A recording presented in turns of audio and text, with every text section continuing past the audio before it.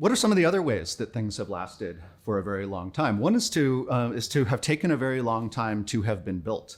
And we've mentioned religion before here as one of the longest lasting institutions in the world, but one of their structures that they create are cathedrals. And cathedrals have this interesting property is that many of them took decades, if not centuries, to build. And one of the oldest ones, the cathedral at Cologne, Germany, was started in 1248. It took 600 years to build this cathedral. The most dangerous time you find is for something to last is really just a generation or two after it was first built or founded. And that's because it's the institution or the cathedral of the last generation, and it's no longer in fashion. Often people find a different use for that property. But if you take, let's say, 600 years to build it, by the time you're done, it's already has a different type of value to civilization. It's a thing that has value for its antiquity and its cultural kind of knowledge and relevance. And we see this now with even modern cathedrals that aren't even done. So the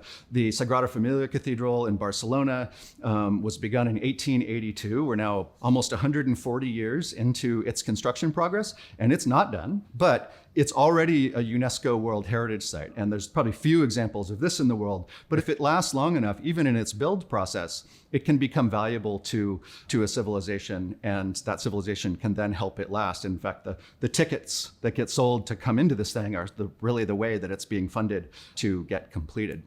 In Japan, we also find things like the oldest continuously standing wooden structures. These temples at Nara, Japan, were started in 607 AD, and they have survived all kinds of influxes of government and other societies and even other religions to this day, really because of slow, careful maintenance. The roofs were kept intact. The main timbers are still the main timbers, but they've replaced little bits and pieces of the outsides over time, and they've allowed them to last. And they, in turn, have helped the institution last over the same kind of time frame.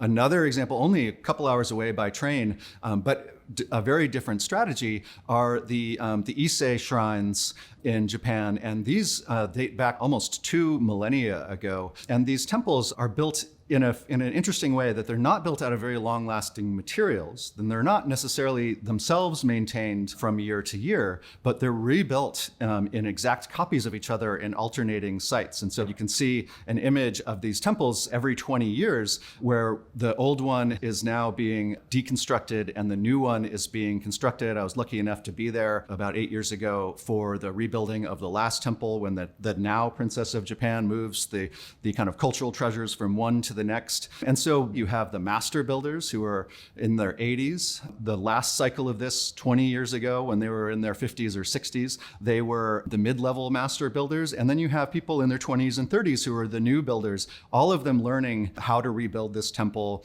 And in turn, I think helping that cultural institution last itself by reminding that cultural institution of the reasons it exists and all of the rites and rituals that go along with that.